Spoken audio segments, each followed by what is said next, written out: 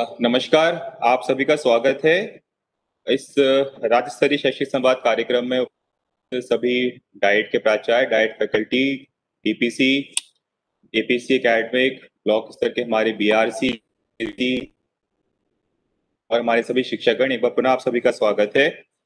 आप सभी देख रहे हैं कि कोविड के दौरान हम लोगों ने लगातार आपसे संवाद स्थापित करने का कार्य किया है और अपेक्षा की है कि जिस तरह से राज्य स्तरीय शैक्षिक संवाद आयोजित हो रहे हैं, ठीक उसी तरह जिले स्तर से भी सभी शिक्षक तक हमारी बात पहुंचे। विभाग की क्या कार्य योजना है, क्या रणनीति है, किस तरह से हमें काम करना है, इन सभी बिंदुओं पर हम लोग कार्यक्रम आयोजित करें ताकि जो मैसेज है वो क्लियर रहे, स्पष्ट रहे कि आने वाले समय में विभाग की प्राथमिकता क्या है और हमें उसमें कैसे किस तरीके से काम करना है। आज का जो शैक्षिक संवाद है, इसकी जो थीम है वो पहले जो शैक्षिक संवाद आयोजित हुए हैं उससे थोड़ी सी भिन्न है, थोड़ी सी अलग है। आज जो शैक्षिक संवाद आयोजित हो रहा है उसका जो केंद्र बिंदु है वो है हमारे शिक्षक साथी। हम लोग कितने भी प्रयास कर लें, हम लोग कोई भी कार्यक्रम आयोजित कर लें, लेकिन एक शिक्षक की भूमिका हम लोग बार बार इस बिंदु पर जोर देते हैं कि क्लासरूम प्रोसेसेस में, कक्षागत प्रक्रियाओं में शिक्षक की भूमिका का कोई रिप्लेसमेंट नहीं है। और कक्षागत प्रक्रियाओं का महत्व इतना ज्यादा है कि हमारे जितने भी लर्निंग आउटकम सुधार करने की जो भी प्रक्रियाएं होती हैं, इंटरवेंशंस होते हैं, जो भी हम हस्तक्षेप प्लान करते हैं, बिना शिक्षक के वो किए जाना संभव नहीं है। और वो हस्तक्षेप हम कैसे सुधार सकते हैं, कैसे हम बच्चों के सीखने के स्तर में सुधार ला सकते हैं, इस दिशा में निश्चित तौर पे जिले स्तर से लेके शाला स्तर की हमारी जो टीम है, सभी निरंतर काम कर रहे हैं, निरंतर मेहनत कर रहे हैं। आज का जो शैक्षिक संवाद है, इसका मुख्य उद्देश्य ये है कि क्लासरूम प्रोसेस का, कक्षागत जो प्रक्रिया होती है, जो शिक्षण होता है, उसका सबसे अहम बिंदु होता है लेसन प्लानिंग। कि जो पाठ पढ़ाया जाना है वो किस तरीके से पढ़ाया जाए ताकि पूरे क्लास के बच्चों को वो अच्छे से समझ में आए। हम किसी भी बच्चे को प्रश्न करने से ना रोकें। तो डाउट्स हैं, कॉन्सेप्ट समझने को लेके, विषय वस्तु समझने को लेके जो दिक्कतें हैं, उन सभी बिंदुओं का समाधान हो। इसी उद्देश्य के साथ आज हमने शैक्षिक संवाद का आयोजन किया है।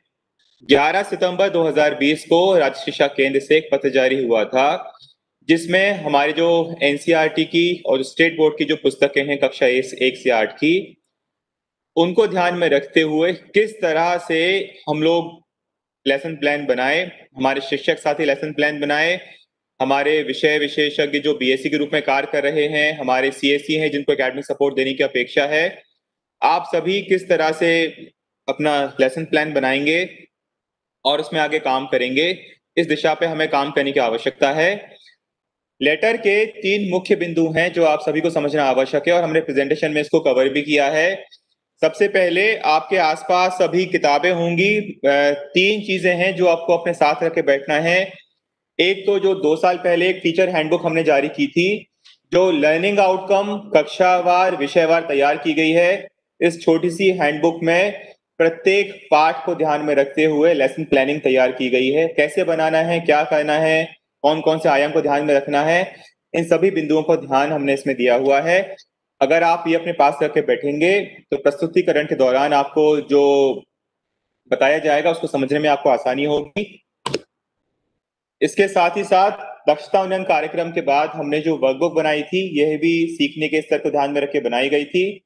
जो हमारा दक्षता उन्नयन कार्यक्रम का जो वर्कबुक है, आओ करें और सीखें, ये भी अपने आप साथ रख के बैठें। और सबसे महत्वपूर्ण, हमारे जो विषय की जो किताबें हैं, अगर आप सारी किताबें लेके ना बैठें, अगर आप अपने विषय की किताब लेके बैठें, विशेषकर गणित और मैथ्स या साइंस की लेके बैठेंगे, तो भी बहुत कुछ हमारा जो इस आयोजन का उद्देश्य है सफल रहेंगे। और भूमिका ना बांधते हुए मैं स्पष्ट करना चाहूंगा कि ये जो अभियान है, ये एक बहुत महत्वपूर्ण अभियान इसलिए है क्योंकि हमारे लर्निंग आउटकम में सुधार लाने के जो भी प्रयास हैं वह कक्षागत प्रक्रिया पे ही निर्भर करते हैं। और कक्षागत प्रक्रियाओं में सुधार लाने के लिए जो सबसे इंपॉर्टेंट टूल है, सबसे इंपॉर्टेंट कंपोनेंट है, वो है शिक्षण योजना। हम लोगों ने जो डाइट्स हैं, सीटीज हैं, आईएसीज हैं और हमारे कुछ शिक्षक साथी हैं और राज शिक्षा केंद्र के जो सब्जेक्ट एक्सपर्ट्स हैं, हम सब ने बैठ के विचार किया कि इस अभियान का जो रूपरेखा है उसमें जो सबसे इंपॉर्टेंट शब्द है, तो हमारे पास दो विकल्प थे। एक था टीचिंग प्लान, एक था लेसन प्लान। तो सहमति ये बनी कि अगर हम इसको लेसन प्लान बोलते हैं तो अभी भी ये बहुत ही कृत्रिम रूप से बन पाएगा और क्लासरूम में जो बच्चों की आवश्यकता होती हैं शायद वो हमारे शिक्षक साथी अच्छे से पहचान नहीं पाएंगे।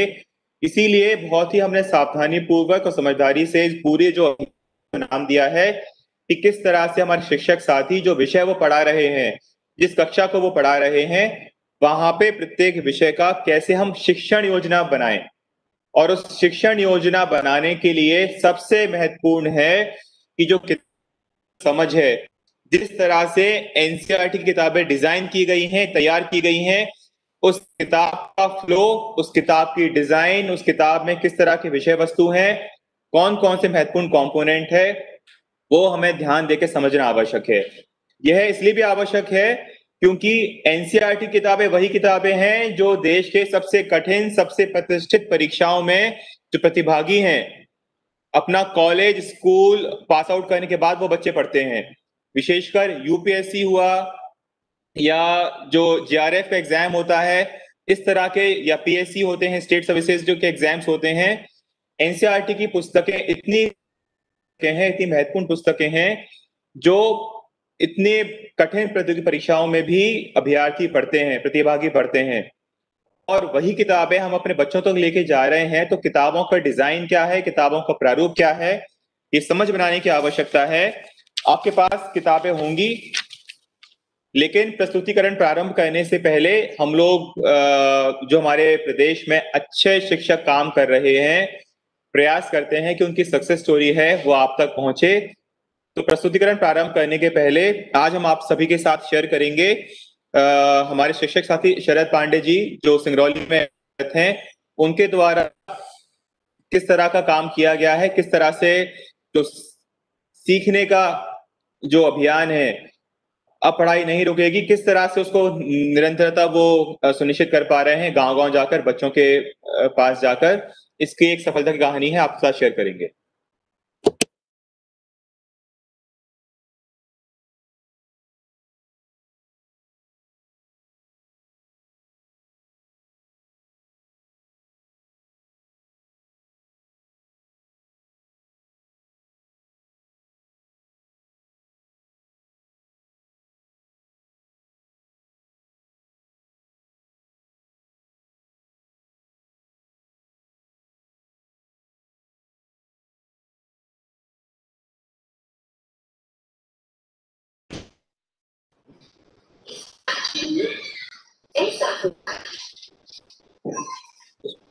स्क्रीन दिख रही है।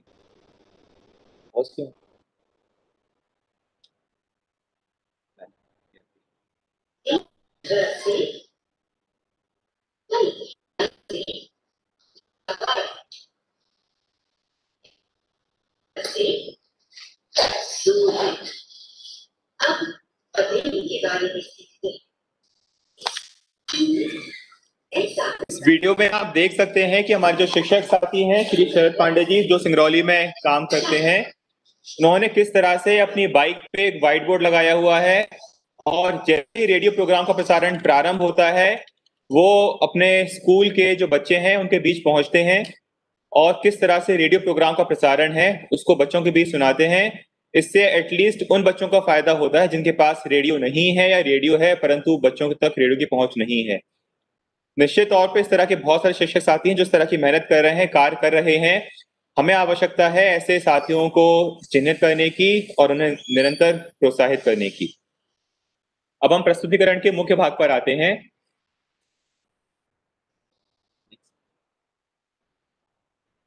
इस स्लाइड पे आप देख रहे हैं कि इस पूरे आयोजन को करने का जो सबसे बड़ा कारण ये है कि जब हमने 2 साल पहले हमारे विभाग का जो गुणवत्ता का पैमाना है कि हमारे जो शिक्षक साथी मेहनत कर रहे हैं, हमारे जिले स्तर के अधिकारी मेहनत कर रहे हैं, उसका परिणाम क्या है, बच्चे कितना सीख पा रहे हैं, तो आप देखेंगे राष्ट्रीय उपलब्धि सर्वे, नेशनल अचीवमेंट सर्वे जो 2017 में आयोजित हुआ था, उसमें कक्षा 3, कक्षा 5, कक्षा 8 में करीबन 2500 बच्चों का सैंपल प्रत्येक जिले में लिया गया था और उसके आधार पर जो स्टेट लेवल जो रिजल्ट है आपके सामने है।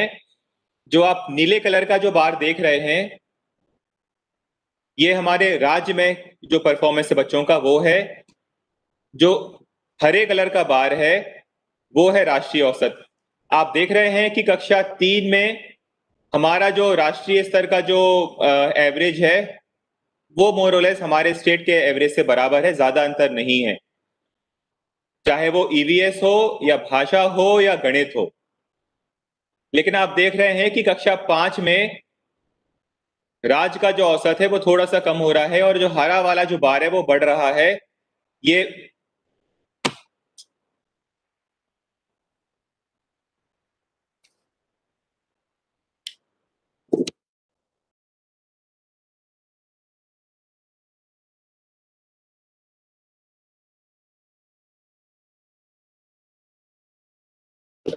इसी तरह से आप देखेंगे कि कक्षा 5 में अंतर बढ़ रहा है और कक्षा 8 में ये अंतर और बढ़ रहा है। इसमें जो चिंताजनक बात यह है वो यह है कि कक्षा 3 से 5 और 5 से 8 में आते आते जो बच्चों का जो औसत उपलब्धि है वो धीरे धीरे कम होती जा रही है। इसका मतलब ये कि हमारे प्रारंभिक कक्षाओं में शुरुआत तो अच्छी हो रही है, परंतु उच्च कक्षाओं में पहुंचते पहुंचते बच्चों का जो सीखने का स्तर है वो धीरे धीरे उसमें कमी आती जा रही है। और इसके दो कारण हैं। पहला ये कि जैसे जैसे हम उच्च कक्षाओं में जाते हैं वैसे विषयों की जो विषय वस्तु है उसका जो कॉम्प्लेक्सिटी का जो स्तर होता है वो कठिन होने लगता है। तो कठिन विषय वस्तु में बच्चों की जो समझ है उसमें अधिक परिश्रम करने की आवश्यकता होती है, बच्चों के साथ साथ हमारे जो शिक्षक साथी हैं उनको भी। दूसरा बिंदु यह है कि जो पढ़ाने की जो पद्धति होती है, जो पैडागॉजी होती है, उसमें भी सुधार करने की आवश्यकता होती है। जब हम कठिन विषय वस्तुओं को बच्चों तक लेके जाते हैं तो हम किस तरह से बच्चों को पढ़ा रहे हैं, किस तरह से हमारी कक्षा का संचालन हो रहा है, यह बिंदु है, यह बहुत महत्वपूर्ण होता है। तो स्लाइड को दिखाने का सबसे बड़ा उद्देश्य यह है कि इतनी मेहनत करने के बाद भी हमारे प्रदेश का जो अचीवमेंट है वो संतुष्टिजनक नहीं है। अभी हमें बहुत मेहनत करने की आवश्यकता है और हमारे राज्य का प्रदर्शन तभी सुधरेगा, तभी सुधार आएगा जब कक्षा में होने वाली जो प्रक्रियाएं हैं उस पे हमारे शिक्षक साथी ध्यान देंगे। तो आप देख सकते हैं कि किस तरह से एक छोटे से कमरे में जो शिक्षक पढ़ा रहे हैं उसका जो रिफ्लेक्शन है, उसका परिणाम है वो राज्य स्तर पे और राष्ट्रीय स्तर पे परिलक्षित हो रहा है। दूसरा, जब नेस में हमारे प्रदेश का जो परफॉर्मेंस था वो बहुत अच्छा नहीं था, तो उस डायग्नोस करने के लिए और सुधार की एक रणनीति बनाने के लिए क्षेत्रीय शिक्षा संस्थान भोपाल को हमने एक शोध कार्य दिया था, जिसमें उन्होंने मध्य प्रदेश के जो 8 एस्पिरेशन जिले हैं उसको सैंपल लिया। ये यहाँ पे ध्यान देने की बात है कि हमारे शिक्षक साथी या हमारे अन्य जिले ये ना सोचो कि क्योंकि ये सर्वे सिर्फ एस्पिरेशन जिले में हुआ है तो अन्य जिलों पे लागू नहीं है। वो इसलिए लागू होगा क्योंकि हर जो सर्वे होता है सैंपल सर्वे होता है और उस सैंपल आधार पर प्रदेश की रणनीति तैयार की जाती है। उसी तरह से आरआई भोपाल द्वारा जो सर्वे किया गया है 8 जिले के हजारों स्कूल्स में कई हजार शिक्षकों के साथ ही सर्वे किया गया था, जिसके आधार पर जो रिपोर्ट थी उस रिपोर्ट के आधार पर ही हमने जो 11 सितंबर 2020 का जो सर्कुलर है वो हमने जारी किया है। नेक्स्ट। इस सर्वे से दो सबसे महत्वपूर्ण बातें निकल के सामने आई। पहला निष्कर्ष है वह ये कि पुस्तकों को कक्षा शिक्षण में अधिक प्रभावी ढंग से उपयोग करने की आवश्यकता है। इसका कि जब टीचर से बात की, बच्चों से बात की, हमारे सभी अधिकारियों से बात की, तो यह पहला जो निष्कर्ष है वो निकल कर आया, क्योंकि हमने 2-3 साल पहले ही एनसीईआरटी की पुस्तकें अपनी कक्षाओं में अलग अलग कक्षाओं के अलग अलग विषयों में हमने प्रारंभ की हैं। तो उस पुस्तक की जो डिजाइन है, उस पुस्तक के कौन कौन से इंपॉर्टेंट कंपोनेंट्स हैं जो हमारे टीचर्स यूज कर सकते हैं क्लासरूम प्रोसेसेस में, उस पे अभी एक और बेहतर समझ बनाने की आवश्यकता है। जो टीचर्स उसको देखते हैं समझते हैं, उन्होंने तो उसको बहुत अच्छे से अडॉप्ट करके उसमें जो प्रक्रियाएं हैं, जो गतिविधियां हैं, जो प्रश्न है, उसको अच्छे से करने का प्रयास प्रारंभ कर दिया है। और लेकिन भी बहुत सारे शिक्षक ऐसे हैं जो इन इंपॉर्टेंट कंपोनेंट से दूर हैं। दूसरा निष्कर्ष था वो यह था, हिंदी में भाषा की पेडागोजी एवं गणित में विषय वस्तु एवं पेडागोजी में अतिरिक्त ध्यान देने की आवश्यकता है। आपने पुरानी स्लाइड में देखा होगा कि नैस में हमारा जो सबसे कम परफॉर्मिंग के विषय थे, सबसे कम प्रदर्शन थे, वो हिंदी थे और गणित थे। और यही जो कमावेश जो ट्रेंड है वो अन्य विषय में भी परिलक्षित हो रहा है। तो ये दो बहुत महत्वपूर्ण निष्कर्ष हैं जो निकलकर सामने आए हैं, और इन दो महत्वपूर्ण निष्कर्ष के आधार पर ही हमने शिक्षण योजना है, जो कार्य योजना है, उसके आधार पे हमारी जो निर्देश हैं वो तैयार किए थे। उन निर्देशों पे नेक्स्ट आगे काम करने के पहले सबसे पहले आवश्यक होगा कि हमारे शिक्षक साथी हैं, वो चाहे एससीईआरटी हमारे स्टेट की किताबें हों या एनसीईआरटी किताबें हों, सबसे पहले अभियान में आपको सुनिश्चित करना पड़ेगा कि हमारे प्रत्येक शिक्षक साथी हैं वो इन किताबों को पढ़ें। जब किताबों को पढ़ेंगे तब आपको इस किताब का डिजाइन, जो आंतरिक संरचना है, वो समझ में आएगी, और इन किताबों को कैसे हम बेहतर तरीके से कक्षा में उपयोग कर सकते हैं, इसमें आपकी एक बेहतर समझ बनेगी। जैसा मैंने आपको पहले भी समझाने का प्रयास किया था कि आप उस 12 बाय 10 के या 14 बाय 14 के क्लासरूम में आप क्या करते हैं, इसका जो रिफ्लेक्शन है वो स्टेट लेवल के प्रदर्शन पे दिखता है। और जब हमारे प्रत्येक शिक्षक साथी एक संगठित प्रयास करेगा एक अच्छी शिक्षण योजना बनाने का, तभी पूरे प्रदेश का जो औसत लर्निंग आउटकम है उसमें सुधार आएगा। जब हम क्लास में जाते हैं तो आपके पास 3 महत्वपूर्ण संसाधन हैं जिसका उपयोग करके आप एक गुणवत्तापूर्ण शिक्षण योजना। पहला है पाठ्यपुस्तक, लेकिन पाठ्यपुस्तक अपने आप में पर्याप्त नहीं है। आपको पाठ्यपुस्तक को किस तरह से उपयोग करना है क्लासरूम में, यह बेहतर तरीके से समझना पड़ेगा। दूसरा, इन पाठ्य पुस्तकों का कैसे हम अच्छा उपयोग कर सकते हैं कक्षागत प्रक्रियाओं में, इसको ध्यान में रखते हुए हमने लर्निंग आउटकम आधारित टीचर हैंडबुक बनाई थी, जो 9 कॉलम में आपको बताने का प्रयास करती है और आपको सहायक होगी शिक्षण योजना तैयार करने में। तीसरा सबसे महत्वपूर्ण संसाधन है दक्षता उन्नयन आधारित वर्कबुक। नए हमारे 2 विषय हिंदी और मैथ्स में हमारे बच्चों का परफॉर्मेंस अच्छा नहीं था, इसीलिए हमने प्रथम चरण में जो दक्षता उन्नयन कार्यक्रम है इन 2 विषय पर सबसे ज्यादा ध्यान दिया था। लेकिन अब हमें अंग्रेजी, ईवीएस, साइंस, अन्य विषयों पे भी बराबर रूप से ध्यान देने की आवश्यकता है। कहने का आशय ये कि जब आप अपनी शिक्षण योजना तैयार करें तो उसमें इन 3 कंपोनेंट्स का ध्यान रखें। आपके पास जो है, आपको कहीं जाने की जरूरत नहीं है, बाजार से कोई अतिरिक्त रिपोजिटरी, कोई लर्निंग रिसोर्स खरीदने की आवश्यकता नहीं है, कोई अलग से टूल खरीदने की आवश्यकता नहीं है। आपके पास पाठ्य पुस्तकें हैं, आपके पास टीचर हैंडबुक है, आपके पास वर्कबुक है। आप इन तीनों को जब समाहित करके तीनों का अच्छे से अवलोकन करेंगे तो आप बेहतर गुणवत्तापूर्ण शिक्षण योजना तैयार कर पाएंगे। और जब ये शिक्षण योजना आप तैयार कर पाएंगे तो आप देखेंगे आप खुद ही अपने आप को ट्रेनिंग दे सकते हैं, खुद ही अपने कैपेसिटी सुधार सकते हैं, खुद ही अपने स्किल सुधार कर सकते हैं। और जब ये होगा, निश्चित तौर पे प्रभावी शिक्षण का जो सबसे बड़े लाभार्थी होंगे वो लाभ हमारे बच्चों को ही प्राप्त होगा। इस स्लाइड में आप देख सकते हैं कि वर्तमान में कुछ कक्षाओं के कुछ विषयों में हम एनसीईआरटी की पुस्तकें चला रहे हैं, विषय एससीईआरटी की यानी हमारा जो राज्य बोर्ड है उसकी पुस्तकें चल रही हैं।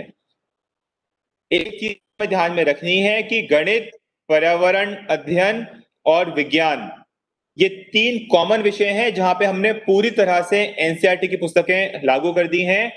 इसके अलावा जो अन्य विषय हैं वहां पे हम चरणबद्ध तरीके से एनसीईआरटी की पुस्तकें लागू कर रही हैं। वर्तमान में जो हमारा अकादमिक सत्र है 2020, उसमें हम कक्षा 1 से 8 में गणित की जो किताबें हैं वो एनसीईआरटी किताबें लागू कर चुके हैं। कक्षा 3 और 4 में गणित के साथ साथ पर्यावरण अध्ययन है, 3, 4, 5 में वो भी हम लागू कर चुके हैं। और कक्षा 6 से 8 में गणित के साथ विज्ञान की जो पुस्तकें हैं वो हमने लागू कर दी एनसीईआरटी की।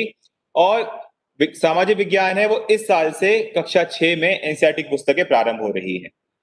शेष जो विषय हैं वो एनसीईआरटी की पुस्तकें हैं, परंतु शिक्षण योजना बनाते समय हमें एनसीईआरटी की किताबें और एससीईआरटी किताबें जो विषय की चल रही हैं, विषय शिक्षकों को अलग अलग किताबों पे अपनी शिक्षण योजना तैयार करनी होगी। नेक्स्ट, शिक्षण योजना बनाते समय हमने जो अभियान में रखा है एनसीईआरटी की पुस्तकों को ही जोर दिया है, क्योंकि एससीईआरटी की पुस्तकों में के डिजाइन में, उनकी संरचना में कोई परिवर्तन नहीं हुआ है, कोई बड़ा परिवर्तन नहीं हुआ है। परंतु एनसीईआरटी किताबें क्योंकि नई हैं, उन नई किताबों को आपको देखना पड़ेगा, पढ़ना पड़ेगा, तभी आप बेहतर समझ विकसित कर पाएंगे कि उन किताबों में क्या क्या कंपोनेंट्स दिए गए हैं। जिस तरह से एनसीईआरटी की पुस्तकें डिजाइन की गई हैं, उसको हमने प्रत्येक पाठ को 3 हिस्सों में बांटा है और आपके सामने बताने का प्रयास किया है। पाठ से पहले कुछ गतिविधियां हैं, पाठ के दौरान कुछ गतिविधियां हैं, पाठ के बाद कुछ गतिविधियां हैं। एनसीईआरटी की पुस्तकें आप ध्यान से उन्हें पूरे ध्यान पढ़ेंगे तो आप पाएंगे कि जो किताबों की जो संरचना है वो इंटरैक्टिव मोड पे है, यानी परिचर्चा संवाद पे आधारित है। और इस संवाद को ध्यान में रखते हुए ही पूरी पाठ्य पुस्तक डिजाइन की गई है। और दूसरा जो रोचक पहलू है किताबों का है वो है गतिविधि आधारित, कि क्लासरूम में चौक और डस्टर का कम से कम उपयोग करके हम कैसे बच्चों को अच्छे से अच्छे तरीके से विषय वस्तु बता सकते हैं, उनके सामने विषय वस्तु लेके जा सकते हैं। उसके लिए आपको गतिविधि बहुत सारी बच्चों को करानी पड़ेगी और बच्चों को प्रोत्साहित करना पड़ेगा प्रश्न पूछने के लिए। प्रश्न कोई भी, जब बच्चे क्लासरूम में होते हैं, कोई भी प्रश्न गलत नहीं होता है। प्रश्न बच्चों की समझ पे आधारित बच्चे प्रश्न पूछते हैं। जाहिर सी बात है, अगर बच्चे के मन में विषय वस्तु को लेके अगर डाउट्स होंगे तो प्रश्न बच्चों के सही नहीं होंगे, हो सकता है। लेकिन हमारे शिक्षक साथियों को बच्चों को प्रोत्साहित करना है कि लगातार बच्चे प्रश्न पूछें। बच्चे जितने ज्यादा पूछेंगे उतना ज्यादा विषय वस्तु की समझ स्पष्ट होगी। और इन बिंदुओं को बहुत ही अच्छे से एनसीईआरटी की पुस्तकों के प्रत्येक पाठ में बुनने का प्रयास किया गया है। अब हम आते हैं कि प्रत्येक पाठ में जो पाठ से पहले का जो कंपोनेंट है उसमें सीखने के प्रतिफल दिए गए हैं। जो ये सीखने के प्रतिफल वही हैं जो 2 साल पहले हमने शिक्षा के अधिकार अधिनियम में नोटिफाई कर दिए हैं। इसके साथ ही जो अगला कंपोनेंट है, 2 शब्द शिक्षकों एवं अभिभावकों से, जो शुरू के 2-3 पन्ने हैं उसमें आपको ये हिस्सा देखने को मिलेगा जहां पे यह बताने का प्रयास किया गया है कि जो सीखने की प्रक्रिया है वो स्कूल के बाद घर पे भी जारी रहती है। शिक्षक इन किताबों को कैसे क्लासरूम में उपयोग करें और अभिभावक या जो बड़े भाई बहन हैं उसका किस तरह करके बच्चों को घर में एडिशनल लर्निंग दे सकते हैं। पाठ के दौरान 2 कंपोनेंट पहेली और बूझो, ये बहुत ही एक अच्छा, एक बड़ा, एक रोचक पहलू है कि 2 बच्चे हैं, उनको नाम दिया गया है पहेली, 2 कैरेक्टर्स हैं, उनको नाम दिया गया है पहेली और बूझो। और कैसे पहेली और बूझो आपस में प्रश्न करते हैं और विषय वस्तु आधारित प्रश्न करते हैं, ताकि उसी तरह से प्रश्न है वो बच्चे भी करें क्लासरूम में। तो उस तरह से पहेली और बूझो कैरेक्टर्स हैं, उसका भी एक हिस्सा है जो एनसीईआरटी की किताबों में दिया गया है। और जैसा मैंने आपको पहले बताया था कि एनसीईआरटी की पुस्तकों में कई रोचक प्रश्न दिए गए हैं, कई तथ्य दिए गए हैं छोटे छोटे बॉक्सेस में। अगर उसका हम अध्ययन करते हैं, बच्चों को बताते हैं, तो विषय वस्तु की समझ है और बढ़ती है। पाठ के दौरान हमें जो किताबें पढ़ानी है, इसके बाद आता है पाठ के बाद। पाठ के बाद 6 महत्वपूर्ण गतिविधियां दी गई हैं कि कैसे हम जो लर्निंग आउटकम्स हैं उसको अचीव करने के लिए एक्टिविटीज और प्रोजेक्ट्स डिजाइन कर सकते हैं। अभ्यास हेतु गतिविधि हैं, प्रश्न दिए गए हैं, आपने क्या सीखा। अगर हम इस कॉलम को देखेंगे तो पाठ का जो सारांश है बेसिकली वो इस कॉलम में दिया गया है। इसके बाद बहुत सारी गतिविधि ऐसी होती हैं जो पाठ्य पुस्तक के साथ साथ अगर बच्चों को फील्ड विजिट करा दिया जाए, जो हम आसपास की खोज में करने का प्रयास करते थे, तो बच्चे भ्रमण के दौरान और अच्छे से सीख पाएंगे। जो मैथ्स की किताबें हैं, मैथ्स की किताबों में पाठ्य पुस्तक के अंत में वैकल्पिक विधियां भी दी गई हैं, जो बेसिकली वैदिक मैथ्स है या जो मेंटल मैथमेटिक्स है, उस पर ज्यादा जोर दिया गया है। और किताबों के प्रत्येक किताब के अंत में अभ्यास हेतु गतिविधियां हैं, प्रश्न हैं, ताकि जब उन प्रश्न को बच्चे हल करेंगे तो हमें पता चलता है कि हमने कितना विषय वस्तु है वो उसकी समझ है तरीके से गई है। एनसीईआरटी की पुस्तकों की जो डिजाइन है वो समझने के लिए आप देखेंगे कि किताब के दूसरे या तीसरे पन्ने में लर्निंग आउटकम डिफाइन किए गए हैं। हमारे शिक्षक साथियों को पता होना चाहिए कि उनके कक्षावार विषयवार कौन कौन से लर्निंग आउटकम्स हैं।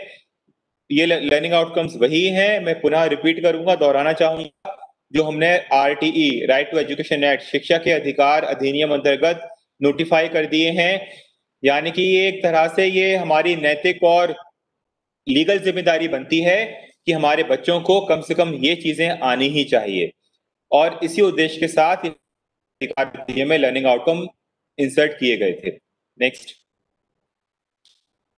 सीखने के प्रतिफल के बाद जो अगला पन्ना है एनसीईआरटी किताबों में वो है दो शब्द शिक्षकों एवं अभिभावकों के लिए। आप राइट साइड में जो पिक्चर राइट साइड है, ये हमारे एनसीईआरटी के किताबों से ही ये पन्ना लिया गया, जिस बताने का प्रयास किया गया है कि सबसे इंपॉर्टेंट लाइन जो आप देखेंगे दूसरे पैराग्राफ में लिखी है, यह पाठ्य पुस्तक केंद्रित है, जिससे बच्चों को स्वयं खोज कर पता करने के अवसर मिले और वे रटने की मजबूरी से बचें। अतः परिभाषाओं का कोई स्थान नहीं दिया गया है और मात्र जानकारी देने की अपेक्षा नहीं है।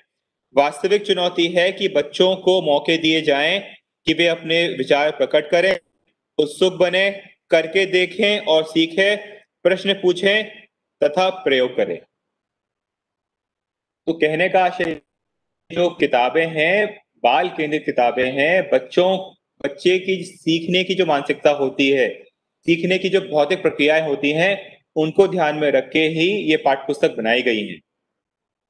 और जब आप पाठ्यपुस्तक के शुरुआत को अगर आप इस सेक्शन को पढ़ेंगे, तब आपकी समझ और अच्छे से विकसित होगी कि किस तरीके से हमें पाठ्यपुस्तक करना है क्लासरूम्स में, ताकि हम एक बेहतर शिक्षण योजना है वो हम बना सकें। इस सेक्शन में आप देखें जो सेकंड बुलेट पॉइंट है वो बहुत महत्वपूर्ण है कि दो को जब हम पढ़ेंगे तो पाठ्यपुस्तक को शिक्षक द्वारा अध्यापन करने में तरीके एवं ऑपरेशन स्पष्ट की गई है। तो जितना ज्यादा हम इसको धीरे धीरे दो बार पढ़ेंगे तो कुछ और समझ में आएगा। आप जब इसको, क्योंकि ये मात्र संदेश है, आप इसको जब पढ़ने का प्रयास करेंगे तो आपको बहुत ही सरल तरीके से पढ़ा दिया गया है, प्रयास किया से हम बना सकते हैं, बात केंद्रित आते हैं। नेक्स्ट,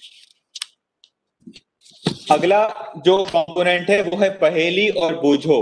आप देख रहे हैं कि दो कैरेक्टर्स यहाँ पे दिख रहे हैं बॉक्सेस में,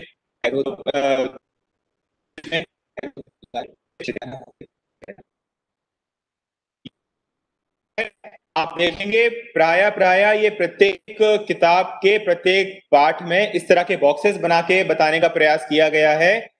ये आपस में दो कैरेक्टर्स हैं जो आपस में संवाद कर रहे हैं, प्रश्न पूछ रहे हैं, दूसरा कैरेक्टर है उसका उत्तर देने का प्रयास कर रहा है। और यही जो पद्धति है यह हमें अपने क्लासरूम्स में लेके जाना है कि क्लासरूम्स में जिन बच्चों के सीखने का स्तर अच्छा है वो तो आपसे सही प्रश्न कर सकते हैं, लेकिन ऐसे बहुत सारे बच्चे हैं जिनके सीखने का स्तर अपेक्षानुरूप नहीं है। उन्हें हमें प्रमोट करना है, प्रोत्साहित करना है प्रश्न पूछने के लिए, और उनके प्रश्नों में बहुत सारे जवाब निहित हो सकते हैं। एक बच्चा प्रश्न करेगा, शायद उससे पूरी कक्षा का लाभ हो सकता है। इसीलिए हमें निरंतर कक्षागत प्रक्रियाओं में इस बात पे जोर देना है, प्रश्न पूछने के लिए प्रोत्साहित करना। इसमें देखेंगे के ऊपर हिस्से में जो टाइटल यूज किया गया है वो है विद्यार्थियों के लिए संदेश। इस संदेश में बताया गया है कि कैसे हम पहेली और बूझो जो दो पात्र हैं उनका हम उपयोग कर सकते हैं, और हम लोग चाहेंगे कि जो हमारे बहुत सारे टीचर्स हैं वो चाहें तो अपने क्लास के 2-3 बच्चों को सामने लाकर और उनके माध्यम से उनको पहेली और बूझो जो पात्र हैं उनका नाम देकर और ये जो बॉक्स में एक्टिविटीज दी हैं, जो प्रश्न दिए हैं, ये करा सकते हैं। इससे सीखने की जो प्रक्रिया है वो बहुत ही स्वाभाविक होगी और हम जो जॉयफुल लर्निंग का एक माहौल अपने क्लासरूम में निर्मित करने का प्रयास करते हैं उसमें पहेली और बूझो जो पात्र हैं ये बहुत ही सहायक होंगे। करूंगा कि जो पात्र हैं इन पात्रों को एक्चुअली आप वास्तविक बच्चों को, अगर आप 2 बच्चों को साइन कर दें और वो बच्चे आपस में जो संवाद करेंगे उसके माध्यम से जो हमारी जो कक्षागत प्रक्रिया है वो आगे बढ़ सकती है। आगे फिर हमारी किताबों में पाठ के दौरान वाला जो हिस्सा है वो शुरू होता है। क्या आप जानते हैं? इस तरह के रोचक प्रश्न हैं, आप बार बार देख रहे हैं कि प्रश्न पूछने पे बहुत जोर दिया गया है। हम लोग कई बार कक्षागत जो क्लासरूम मैनेजमेंट होता है, क्लासरूम मैनेजमेंट को हम क्लास में आपस में बात नहीं कर रहे हैं तो सबसे अच्छी कक्षा वही है, ऐसा बिल्कुल भी नहीं है। विशेषकर हमारी जो प्रारंभिक कक्षाएं होती हैं वहां पे जितना शोर हो, बच्चे जितना संवाद करें, जितने ज्यादा प्रश्न पूछें, सबसे अच्छी कक्षा वही होगी जो इंटरैक्टिव मोड में चलती है, जो आपस में चर्चा के आधार पर चलती है, आपस में संवाद के साथ चलती है। इसीलिए जब इस तरह के प्रश्न बच्चे पूछेंगे या आप बच्चों से प्रश्न करेंगे, बच्चों को प्रोत्साहित करेंगे, तो अलग से कुछ तैयारी करने की जरूरत नहीं है। जो पाठ्य पुस्तक आपके पास है उसमें ये सारी चीजें दी गई हैं। बार बार जो इस बात पे दिया जा रहा है कि आप कैसे इन बॉक्सेस को, कैसे इन रोचक प्रश्नों को, कैसे इन रोचक तथ्यों को अपने क्लासरूम में उपयोग करेंगे। नेक्स्ट, अभी हमने बात की पाठ के प्रारंभ में, फिर पाठ के दौरान। अब पाठ जब हमने पढ़ा दिया तो पाठ के बाद क्या अपेक्षाएं होती हैं, बच्चों ने क्या सीखा, इसका एक पेज बनाया गया है। ये भी हर पुस्तक में है। उदाहरण के लिए हमने विज्ञान की जो एनसीईआरटी की पुस्तक है उसमें दिया है कि आपने क्या सीखा है, कुछ लर्निंग गोल्स जो होते हैं हमारे, उसको आइडेंटिफाई किया है। हमारे प्रत्येक शिक्षक साथी से यह अपेक्षा है कि आपने क्या सीखा ये बच्चों से पूछने के पहले आप स्वयं ये पाठ को देखें, स्वयं इसका अवलोकन करें, स्वयं इसका अध्ययन करें, ताकि आपने जो विषय वस्तु पढ़ाई है वो अवधारणाएं बच्चों को कितनी स्पष्ट हुई हैं या नहीं हुई हैं, या उसमें किसी स्पेसिफिक बिंदु में, किसी स्पेसिफिक विषय वस्तु पे अगर आपको दोबारा पढ़ाने की जरूरत है तो कृपया करके वो आप पढ़ाएं। और आपने क्या पढ़ाया, बच्चों तक कितना पहुंचा, बच्चों ने क्या समझा, आपको इस अंश से समझ में आएगा आपने क्या सीखा। और हो सकता है कि विषय वस्तु के 2-3 इंपॉर्टेंट कंपोनेंट्स हों जो क्लास के ज्यादातर बच्चों को समझ में नहीं आए हों ठीक से, तो आपको पूरा लेसन दोबारा दोहराने की आवश्यकता नहीं है। उस लेसन के जो 2-3 इंपॉर्टेंट कंपोनेंट है जहां पे बच्चों को और ज्यादा समझ की विकसित करने की आवश्यकता है, आप सिर्फ वो हिस्सा बच्चों को ठीक से समझा सकते हैं। नेक्स्ट, इसके बाद आती है पाठ के बाद जो हिस्सा है जो हमारी किताबों में, एनसीईआरटी किताबों में दिया गया है, वो है विस्तारित अधिगम, यानी एक्सटेंडेड प्रोसेस है सीखने का, जो पाठ से इंटरलिंक तो है तो पाठ के बाद आता है। विशेषकर जब हम गणित की क्रियाएं होती हैं और जो विज्ञान के जो विषय वस्तु होते हैं वो कई बार सिर्फ थ्योरी से समझ में नहीं आते हैं। हमें बहुत सारी गतिविधि आधारित जब हम क्रियाएं कराते हैं, बच्चों से संक्रियाएं कराते हैं, तो बच्चों में विषय वस्तु की जो समझ है वो बेहतर तरीके से विकसित होती है जब बच्चे करके सीखते हैं। तो आपने देखा हमने जो किताबें दी थी आओ करें और सीखें, इसके साथ ही बहुत सारे प्रोजेक्ट्स हैं, एक्टिविटीज हैं, प्रोजेक्ट बेस्ड लर्निंग है कि कैसे हम बच्चों को छोटे छोटे ग्रुप्स में बनाकर उनको प्रोजेक्ट दे सकते हैं, एक ग्रुप का दूसरे ग्रुप से हम संवाद करा सकते हैं, एक छोटा सा कंपटीशन करा सकते हैं। तो ये जब गतिविधियां बच्चे करेंगे तो हमारे जो सीखने का जो प्रोसेस होता है, सीखने की जो प्रक्रिया होती है, उसमें जो हमारे पाठ के बाद जो दिए गए हैं विस्तारित अधिगम क्रियाकलाप एवं परियोजनाएं, बेसिकली प्रोजेक्ट बेस्ड लर्निंग है, विषय वस्तु की समझ है, ये और मजबूत होगी। नेक्स्ट। और जब हम पाठ की बात करते हैं तो पाठ की संरचना में यह आखिरी कड़ी है जिसका नाम है भ्रमण अध्ययन का एक उदाहरण। बहुत सारी चीजें ऐसी होती हैं जो बच्चे क्लासरूम के बाहर बेहतर तरीके से सीख सकते हैं। पाठ हैं जिनको विशेष रूप से एनसीईआरटी की पुस्तकों में चिन्हांकन किया गया है, जिसको बेहतर तरीके से सीखने के लिए, विषय वस्तु पे बेहतर समझ निर्मित करने के लिए फील्ड विजिट, भ्रमण अध्ययन का आयोजन किया गया है। और जैसे हम पूर्व के वर्षों में करते आ रहे हैं आसपास की खोज, तो उस आसपास की खोज का जो कार्यक्रम है हम कैसे उसको अपनी किताबों से लिंक कर सकते हैं, यह भी हमारी शिक्षण योजना का एक महत्वपूर्ण हिस्सा हो सकता है। जो स्क्रीनशॉट है प्रेजेंटेशन में वो भी पूरा इंटरैक्टिव मोड है। ऐसा नहीं है कि हम बच्चों को ले गए हमने उनको छोड़ दिया कि आप ये देखो, आप ये है ये है ये है। वहां पर उदाहरण के लिए एक कृषि अधिकारी हैं श्री पटेल, उनसे एक बार बार हमारे जो बच्चे हैं, सबीहा नाम की बच्ची है, हिमांशु है, वो प्रश्न कर रहे हैं कि ये ऐसा क्यों होता है, इसमें ऐसा क्यों है। तो प्रश्न एक बच्चा कर रहा है लेकिन उसका फायदा है जो बाकी बच्चे सुन रहे हैं उनको भी हो रहा है। तो इस तरह से एक संवाद के रूप में, एक चर्चा के रूप में, इंटरैक्टिव मोड में हमें अपनी कक्षा को संचालन करना है। और यह जो संचालन है इसको आपको शिक्षण योजना जब बनाए बार बार इसको केंद्र बिंदु हमारा यही रहेगा। जिस तरह से हमारा पाठ्य पुस्तक का केंद्र बिंदु है, जो मैंने आपको शुरू में पढ़ के बताया था, यह पुस्तक बाल केंद्रित है।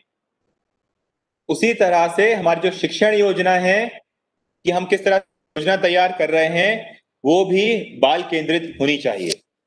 नेक्स्ट। यह विशेषकर मैथ्स गणित विषय के लिए हमने अलग से रखा है क्योंकि ये जो अंश है ये आपको हर पुस्तक में देखने को नहीं मिलेगा।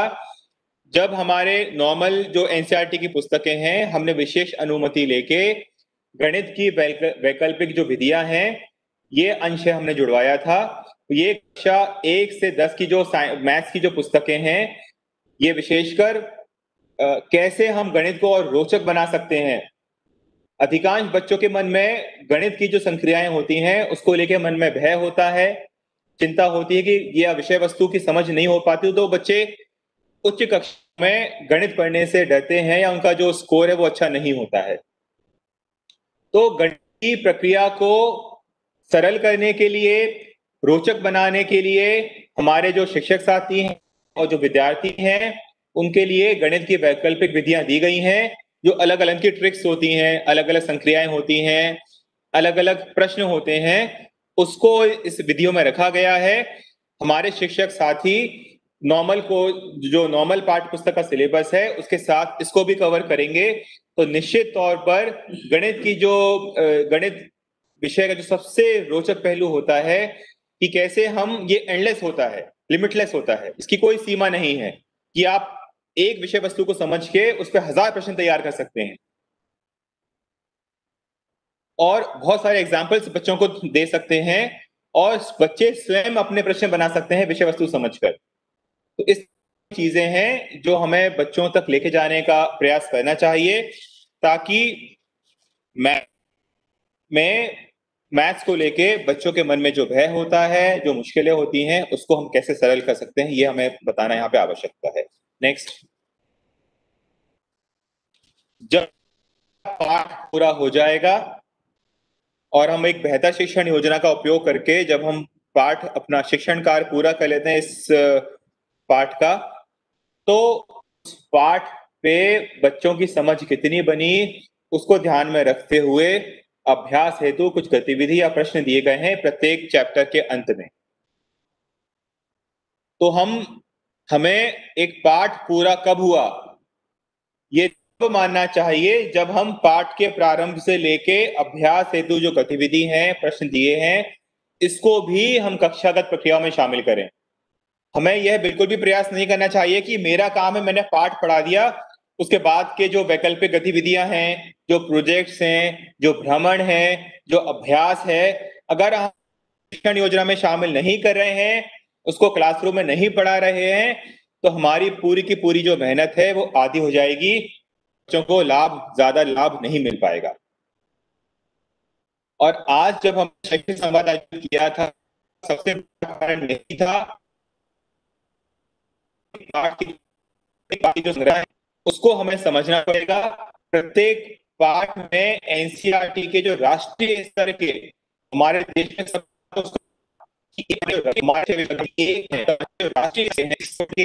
उनसे उनके गाइडेंस में किताबें तैयार की गई हैं और प्रत्येक कंपोनेंट को बहुत ही सोच, बहुत ही समझ के साथ जोड़ा गया है।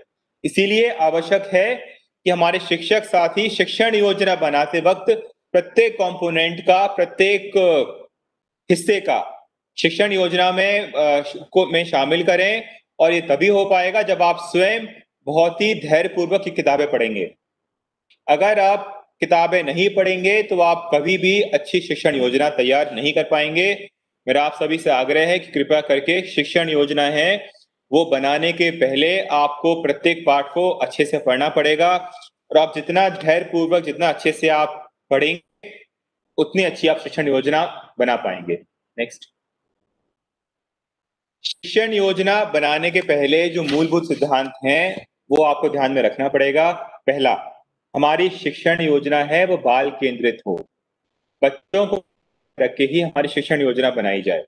आप शिक्षक हैं,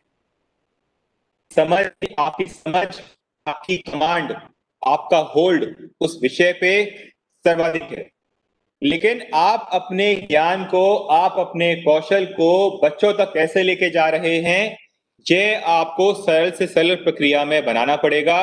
और ये करने के लिए आपकी शिक्षण योजना को और बेहतर बनाने के लिए और प्रभावी बनाने के लिए हमने आपको एक शिक्षण योजना निर्माण एवं प्रस्तुतिकरण के निर्देश हैं, उसके दूसरे हिस्से में हमने जिक्र किया है, उल्लेख किया है आउटकम बेस्ड टीचर हैंडबुक, यानी हमारी लर्निंग आउटकम्स आधारित टीचर हैंडबुक। आप देखें, इसमें हमने प्रत्येक पाठ को ध्यान में रखते हुए एक बहुत ही विस्तृत टीचर हैंडबुक तैयार की है, और उसका नाम ही है टीचर हैंडबुक। यानी शिक्षक साथियों को शिक्षण योजना में सहायक मदद करने वाली जो हैंडबुक है, इसका उपयोग करके हमारे शिक्षक साथी बहुत अच्छे लेसन प्लान तैयार कर सकते हैं, टीचिंग प्लान तैयार कर सकते हैं। जब हमने इसको, आप फ्रेमवर्क देख रहे हैं, जो आप स्क्रीनशॉट देख रहे हैं, इसमें शिक्षण योजना में मूलतः 9 कॉलम हैं। अब हम बात कर रहे हैं कि जब हमने किताबें पढ़ ली, किताब के प्रत्येक पाठ में कौन कौन से हिस्से दिए गए हैं, जब हमारी उसकी समझ बन गई, तो बात आएगी कि उस समझ को हम कैसे शिक्षण योजना बनाने में शामिल करेंगे। तो प्रत्येक पाठ की शिक्षण योजना बननी है, प्रत्येक शिक्षक को प्रत्येक विषय के प्रत्येक पाठ की शिक्षण योजना बनानी है। शिक्षण योजना कैसे बनानी है, अब हम वो चर्चा कर रहे हैं। शिक्षण योजना बनाने के लिए आपको टीचर हैंडबुक का उपयोग करना पड़ेगा। इस टीचर हैंडबुक में जो प्रारूप उपयोग किया गया है, आपको उसी प्रारूप का यूज करके शिक्षण योजना बनानी है। उस प्रारूप में 9 कॉलम है। सबसे हम बाएं से दाएं में शुरू करेंगे। सबसे लेफ्ट का जो कॉलम है, अगर एरो पॉसिबल हो तो दिखा देना वहां पे, एक एक करके सचिन। लेफ्ट वाला यह जहां पे लिखा गया है अवधारणा क्षेत्र, यानी कॉन्सेप्चुअल एरिया। कौन सा विषय वस्तु है, कौन सा कॉन्सेप्ट है जो हम बच्चों को पढ़ाने का प्रयास करेंगे, क्योंकि प्रत्येक पाठ के अलग अलग विषय वस्तु होते हैं, इसीलिए हमने यहाँ पे अवधारणा क्षेत्र से हम प्रारंभ कर रहे हैं। दूसरा कॉलम है वो पाठ का नाम।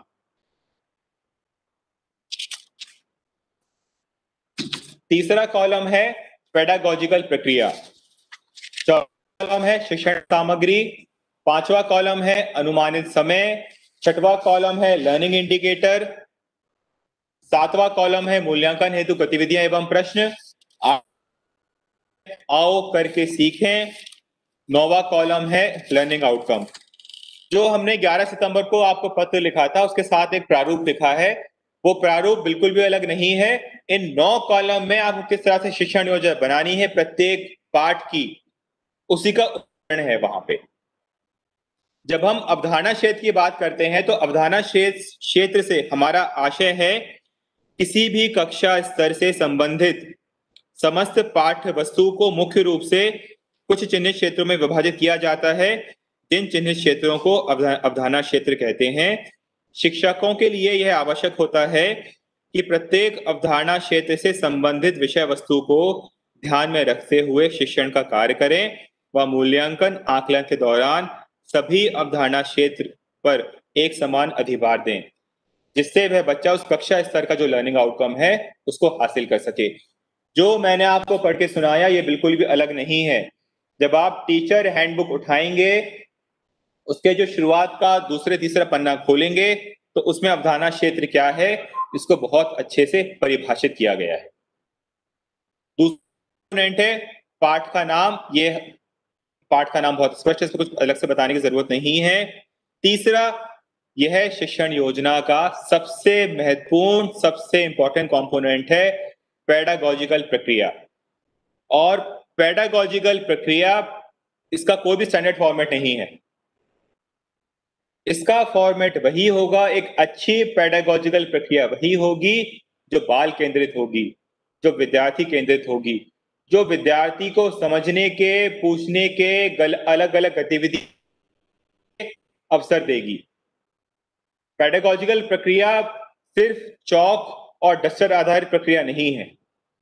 यह हमें यहाँ पे ध्यान में रखना है कि जब हम पेडागॉजिकल प्रक्रिया की बात करते हैं, हमारा उद्देश्य ये बिल्कुल भी नहीं कि हम पाठ कैसे पूरा कर रहे हैं। हमने पाठ को पढ़ा दिया, पाठ के अध्यापन के बाद कितने बच्चे समझ पाए, कितना समझ पाए, विषय वस्तु की समझ कितनी बच्चों में उत्पन्न हुई, यह सबसे इंपॉर्टेंट है। और पूरी शिक्षण योजना की जो धुरी है वो पेडागॉजिकल प्रक्रिया ही है। पेडागॉजिकल प्रक्रिया के बारे में हमारी जो टीचर हैंडबुक है उसमें बहुत ही विस्तार से दिया हुआ है। मैं आपको सिर्फ दो चीजें बताऊंगा उसके बारे में। पहला यह है कि जब बच्चे उच्च कक्षाओं में जाते हैं तो बच्चों को पुरानी कक्षाओं का, भले चाहे बच्चे वो प्रश्न सही नहीं का उत्तर नहीं दे पाए, लेकिन बच्चों को एक प्रारंभिक ज्ञान होता है। तो एक अच्छी पेडागॉजिकल प्रक्रिया वही होती है जो प्रारंभिक ज्ञान को और आगे लेकर जाती है। दूसरी प्रक्रिया को रोचक बनाने के लिए अगर हम इंटरैक्टिव मोड पे यानी हम संवाद और परिचर्चा का उपयोग करें तो निश्चित तौर पे पूरी क्लास का जो ध्यान है उस प्रक्रिया पे आकर्षित होता है। अगर हम सिर्फ चौक और डस्टर का या मोनोलॉग यानी सिर्फ टीचर बोले बच्चे सुने, अगर हम इस प्रक्रिया का पालन करेंगे तो पूरी क्लास के 25% बच्चे ही हैं जो ध्यानपूर्वक सुनेंगे, समझेंगे, सीखेंगे। लेकिन अगर हम इस प्रक्रिया को रोचक बनाने का, इंटरैक्टिव बनाने का, कहानी के माध्यम से, गीत के माध्यम से, रियल लाइफ बेस्ड एक्सपीरियंसेस होते हैं जो हमारे आसपास के जीवंत उदाहरण होते हैं, अगर हम उसका उपयोग करके और उसके आसपास अपनी शिक्षण योजना बुनते हैं तो निश्चित तौर पे पूरी की पूरी क्लास है वो उसमें पार्टिसिपेट करेगी, प्रश्न पूछेगी, गतिविधि के माध्यम से सीखने का प्रयास करेगी। पेडागॉजिकल प्रक्रिया भले चाहे सुनने में एक तकनीकी एक कॉन्सेप्ट लगे, लेकिन बहुत सरल है, बहुत आसान है और इसको करना बिल्कुल भी मुश्किल नहीं है। आप इसे भूल जाइए, बस आप ये ध्यान में रखिए कि एक अच्छी पेडागॉजिकल प्रक्रिया वही होगी जो बाल केंद्रित होगी। बाल केंद्रित आशय कि जब क्लास के अधिकांश बच्चे उस प्रक्रिया का हिस्सा बनेंगे, कक्षा बच्चे जब प्रश्न पूछ पाएंगे और क्लास के अधिकांश बच्चे जब गतिविधि आधारित प्रक्रिया में भाग ले पाएंगे, वही अच्छी पेडागॉजिकल प्रक्रिया होगी। तो हमारे शिक्षक साथी ध्यान रखें कि जब आप अपना टीचिंग प्लान, लेसन प्लान तैयार करेंगे तो आपको ध्यान में रखना है कि कैसे मैं एक ऐसी रोचक कहानी, रोचक विषय, रोचक उदाहरण या हमारे आसपास जो घटनाक्रम घटित हो रहा है उसका मैं उपयोग करूं कि कैसे मैं क्लास में इंटरेस्ट बच्चों का डेवलप कर पाऊं, विकसित कर पाऊं। चौथा बिंदु है शिक्षण सामग्री। शिक्षण सामग्री से आशय यह है TLM, टीचिंग लर्निंग, हमारी जो किट होती है वह है। कई बार जब हम टीएलएम की बात करते हैं तो हमारे शिक्षक साथियों के मन में आता है किट। जब हम किट की करते हैं तो आता है कि बाजार से खरीदी हुई टीएलएम, बाजार से खरीदी हुई किट, मैथ्स की या साइंस की। अच्छी किट वही है जो हमारे टीचर्स स्वयं निर्माण करते हैं। वो क्योंकि फिर टीचर उसको पूरे मन से बनाते हैं। और अगर आपने गीजू भाई की दुआ स्वप्न पढ़ी होगी तो आपने देखा होगा और समझा होगा कि कैसे शिक्षण प्रक्रिया को रोचक बनाने के लिए गीजू भाई ने जो उदाहरण पेश किए हैं उसमें बच्चों के साथ जब टीचर अपनी टीएलएम किट बनाते हैं, अपने टीएलएम टीचिंग लर्निंग मेथड बनाते हैं, डिवाइसेस बनाते हैं, तो बच्चों में ज्यादा जागरूकता पैदा होती है, ज्यादा रुचि के साथ बच्चे उसको करते हैं। टीचर्स को भी और अच्छा लगता है वो किट को बनाने में। जहां आपने बाजार से किट खरीदने का प्रयास किया, आप आधी लड़ाई वहीं हार जाएंगे। इसीलिए जब आप बच्चों को इन्वॉल्व करेंगे, बच्चों के साथ मिलके अपनी शिक्षण सामग्री तैयार करेंगे, चार्ट्स तैयार करेंगे, पेपर क्राफ्ट का यूज करके जब आप बनाएंगे तो आप देखेंगे देख देखकर बच्चे यही चीज क्रिएट करेंगे, बच्चे ही कर पाएंगे, बच्चे यही। तो हम शिक्षण सामग्री में जरूर, हम शिक्षण के लिए सिर्फ टीचर के लिए नहीं है, शिक्षण सामग्री एक पुनः एक बहुत महत्वपूर्ण जरिया है, माध्यम है विषय वस्तु पे बेहतर समझ बनाने की। जो आप किट, जो आप शिक्षण सामग्री, जो चार्ट आप अपने क्लासरूम में यूज कर रहे हैं, बच्चों को सिखाइए कि बच्चे भी घर पे जाके उस तरह की चीजें क्रिएट कर सके अपने घरों में, तब जाके बच्चे अच्छे से सीख पाएंगे। मेरा आपसे पुनः अपील करके यह प्रयास होना चाहिए कि हम कम से कम सामग्री बाजार से खरीदें किट के नाम पे। उस किट को बनाने के लिए जो आवश्यक सामग्री वो आप बेशक बाजार से खरीद सकते हैं, लेकिन बनी बनाई अगर आप किट बाजार से खरीदेंगे, ना सिर्फ वो राशि का दुरुपयोग होगा बल्कि आप खुद उसको ओन नहीं कर पाएंगे। अगर आप किट स्वयं बनाएंगे तो आप उसको बेहतर तरीके से उपयोग कर पाएंगे। शिक्षण सामग्री में अब हमें एक चीज और ध्यान में देने की आवश्यकता है। टीचर्स के पास जो मोबाइल है, हमने आपको डिजिलैब पे जो वीडियो भेजे हैं, हमारा जो चैनल है, रेडियो पे हमने जो सामग्री का प्रसारण किया है, अब ये सभी शिक्षण सामग्री सामग्री का उपयोग करेंगे। जब हमने डिजिलैब बनाया, हमने रेडियो स्कूल बनाया, हमने ब्लॉक लेवल को इंस्ट्रक्शंस दिए थे ये कि इसकी एक पूरी रिपोजिटरी है, प्रत्येक दिन होने वाला जो रेडियो कार्यक्रम है उसको हम बार बार अपने कक्षाओं में यूज कर सकते हैं। हमने जो डिजिलैब पे वीडियो भेजे हैं, हम बार बार उनको अपनी कक्षाओं में वीडियो के माध्यम से यूज कर सकते हैं। कक्षाओं में लैपटॉप है, स्मार्ट क्लास के हैं या और कोई डिवाइस है, वहां भी आप उसको यूज करें। तो अब शिक्षण सामग्री सिर्फ किताब, कॉपी, पेन, चार्ट तक सीमित नहीं है। जो ऑनलाइन सामग्री है उसका भी हम उपयोग कर के रूप में निश्चित तौर पे इससे जो सीखने की जो और बल मिलेगा। शिक्षण योजना का जो कॉलम है अनुमानित समय, ये एक टेंटेटिव समय है जो हमने यहां से कैलकुलेट, इस पे आपको बहुत ज्यादा ध्यान देने की आवश्यकता नहीं है। अगर आपको लगता है कि कोई विषय वस्तु, कोई पाठ 2 दिन में कवर हो सकता है लेकिन हमने एक दिन लिखा है, आप प्लीज 2 दिन लीजिए, आप 3 दिन लीजिए, लेकिन अपना प्लान इस तरह से बनाइए कि आपको किताब उस समय सीमा में पाठ पूरा कराने की जल्दबाजी ना हो।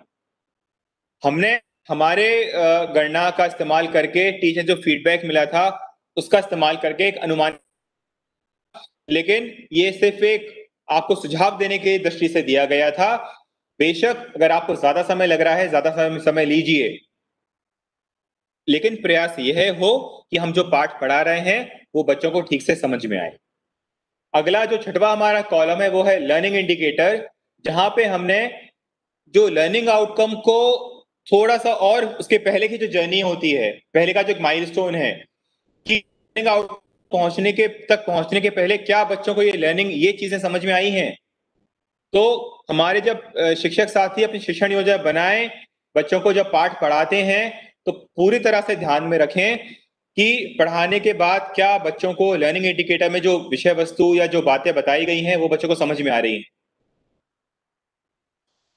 तो मापन के लिए कि हमने क्या पढ़ाया, बच्चों ने क्या सीखा, मूल्यांकन हेतु हमने कुछ प्रश्न दिए हैं, कुछ गतिविधि दी हैं।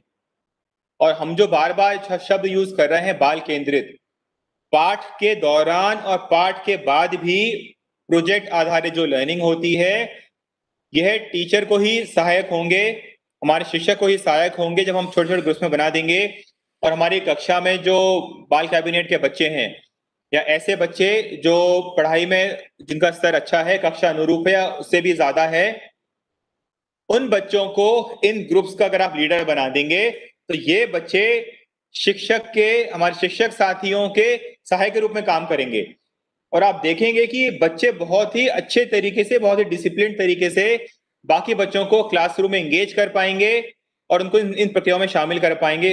इसलिए बहुत जरूरी है कि पूरी क्लास का पार्टिसिपेशन हो, पूरी क्लास का उत्साह हो, पूरी क्लास प्रतिभागी बने सीखने की प्रक्रिया के दौरान। यही चीज हमने आओ करके सीखे, आओ करके सीखे में हमने कुछ ऐसी गतिविधियों का चिन्हांकन किया था जो बच्चे स्कूल के साथ साथ अपने घरों में भी कर सकते हैं। और आप देखें, इन गतिविधियों को करने के लिए बच्चों को कोई भी अतिरिक्त सामग्री बाजार से क्रय करने की आवश्यकता नहीं है। बहुत ही आसान सरल सामग्री है जो प्राय हर घर में उपलब्ध होती है। उसका उपयोग करके बच्चे अपने घरों में अपने माता पिता के साथ, अपने बड़े भाई बहन के साथ इन गतिविधियों को आयोजन कर सकते हैं। और लास्ट में लर्निंग आउटकम दिया गया है। लर्निंग आउटकम इसलिए दिया गया है कि जैसा आप शब्द है आउटकम, अधिगम, प्राप्ति, कि जब हम 1 से 8 की गतिविधियां कर लेते हैं शिक्षण योजना में, तो क्या बच्चा ये लर्निंग आउटकम हासिल कर पा रहा है?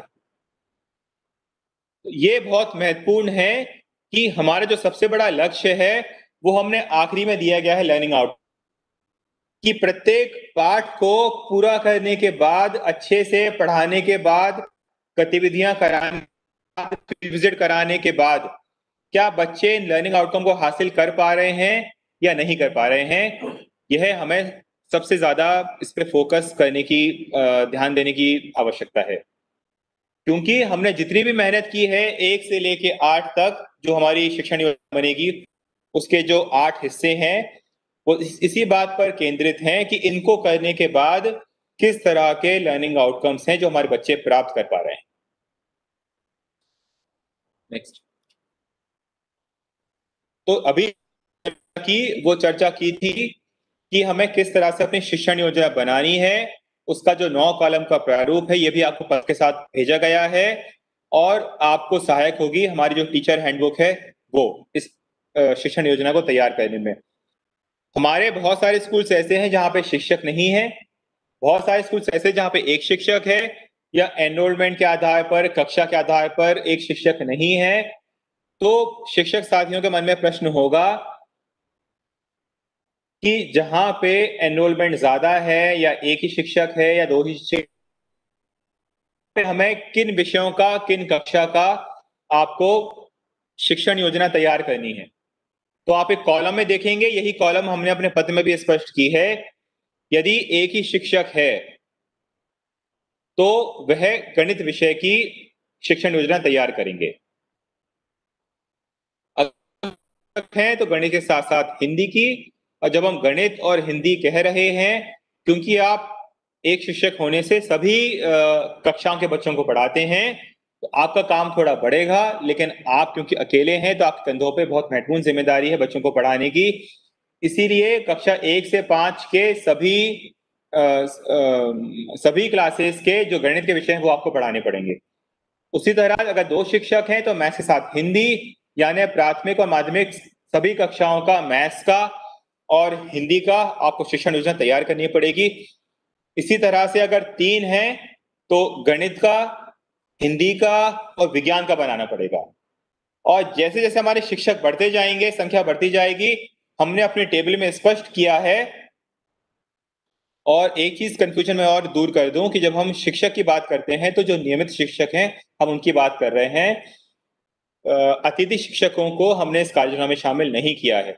ये पूरा का पूरा जो अभियान है, क्योंकि वर्तमान में हमारे अतिथि शिक्षक कार्यरत नहीं हैं, इसीलिए हमारे जो नियमित शिक्षक साथी पदस्थ हैं उनको उनके संख्या के आधार पर किन विषयों को प्राथमिकता देनी है, किन की कार्य योजना बनानी है, इसका हमने उल्लेख यहाँ पे किया है। इसके साथ ही हमारे कुछ उर्दू मीडियम की शालाएं हैं, कुछ इंग्लिश मीडियम की शालाएं हैं, कुछ मराठी मीडियम की शालाएं हैं। उसके लिए किस तरह से लेसन प्लान तैयार करना है वो भी हमने आपको अन्य विवरण में बताया है और इसी चीज का जो उल्लेख है वो हमने अपने सर्कुलर में भी किया है। नेक्स्ट, शिक्षण हम कर लेंगे तो उसका प्रस्तुतिकरण का भी निर्देश हमने दिया है। इसके लिए को नोडल एजेंसी बनाया है और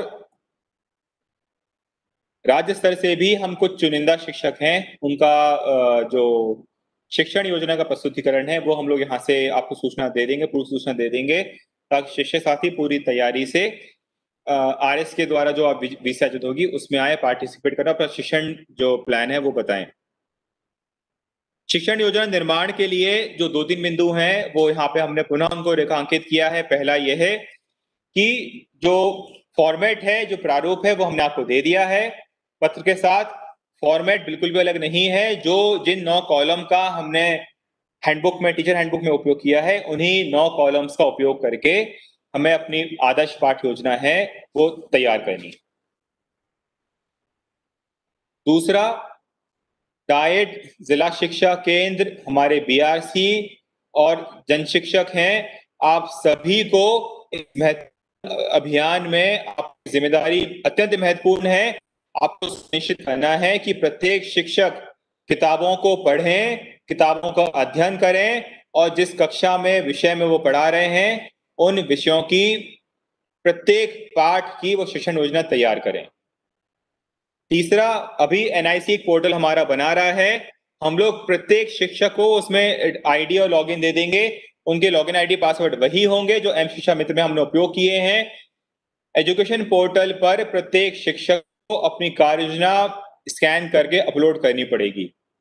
इस कार्य के लिए चाहे तो आप अपने ब्लॉक एमआईएस कोऑर्डिनेटर से हम आपको ट्रेनिंग भी उनको दे देंगे। हमारे जो बीएससी हैं, सीएससी हैं, बीआरसी हैं, आपको मदद करनी पड़ेगी हमारे प्रत्येक टीचर को उनकी कार्य योजना अपलोड करने में। और जिस तरह से जब हम पीएचडी, जब यूनिवर्सिटी पीएचडी की जब उन्हें थीसिस सबमिट होती है तो एक सॉफ्टवेयर का उपयोग करते हैं जिसे हम प्लेगरिज्म बोलते हैं, कि किसी ने कॉपी पेस्ट तो नहीं की है थीसिस। हम उसी सॉफ्टवेयर का उपयोग अपने पोर्टल पे करेंगे ताकि ये सुनिश्चित कर पाए कि एक हमारे शिक्षक साथी ने जो कार्य योजना बनाई है, जो शिक्षण योजना बनाई है, उसको अन्य लोग उपयोग नहीं करें। प्रत्येक शिक्षक की पढ़ाने की पद्धति होती है, पढ़ाने की स्टाइल होती है, वो अलग होती है।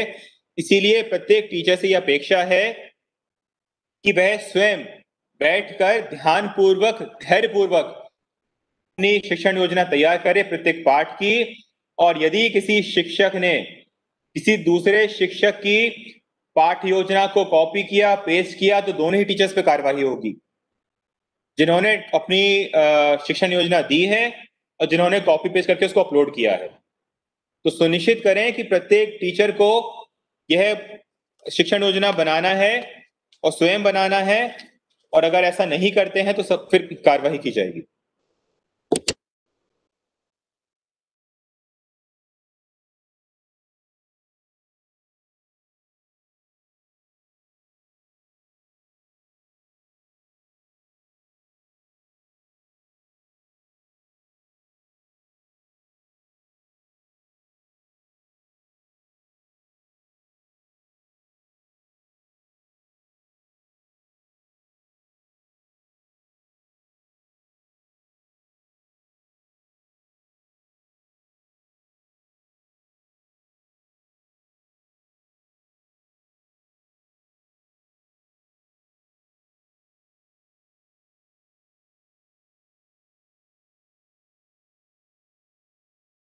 नंबर हम लोग जनरेट करेंगे और जो टीचर की यूनिक आईडी है उससे हम पिक करेंगे।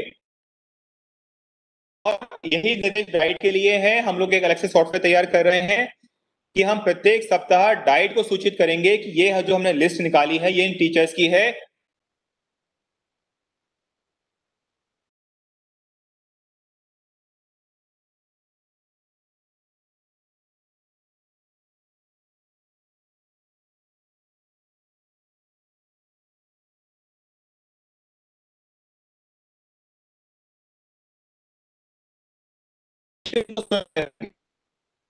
तो इसीलिए हमारे शिक्षक आप लोगों को मानसिक रूप से तैयार रहना चाहिए, क्योंकि नंबर का उपयोग करके कर रहे हैं। तो 25 सितंबर के इस अभियान को प्रस्तुतिकरण प्रारंभ करेंगे, तो किसी भी शिक्षक साथी का जो नंबर है कभी भी आ सकता है, और सबकी जो संभावना, अगर हम मैथ्स का टर्म यूज करें, जो प्रोबेबिलिटी है किसी भी टीचर के नंबर आने की, वो बराबर है, समान है।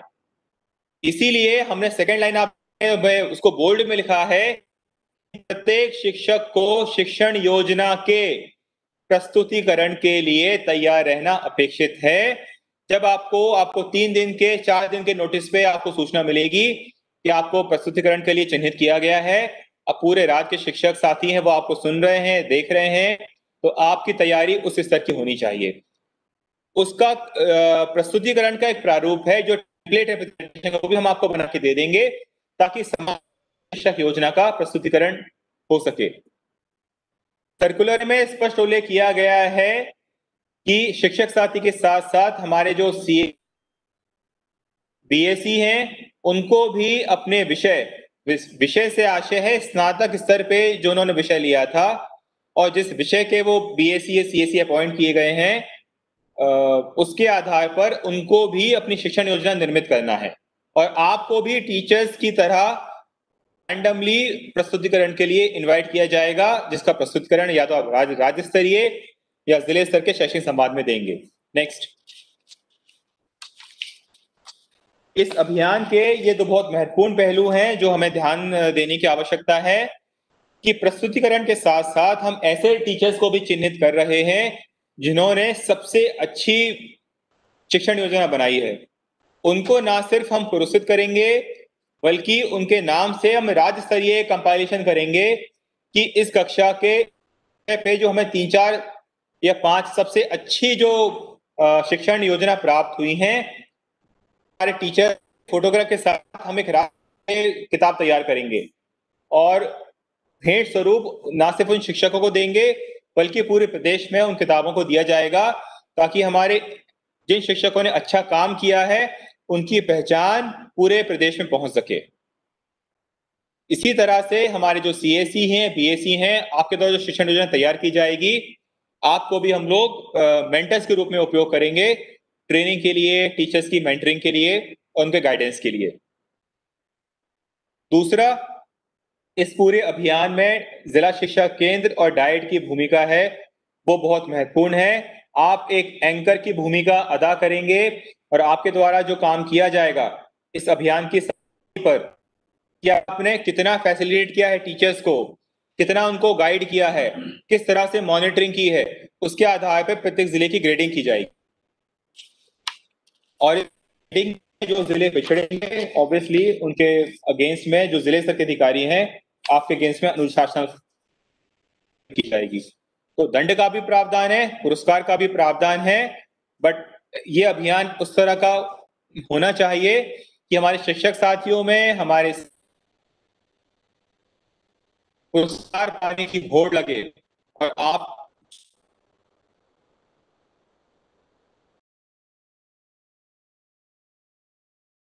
हमारा आसान या मुश्किल करनी हमारे लिए चुनौती हमारे लिए ये हो जाती कि पुरस्कार हमारा काम आसान है,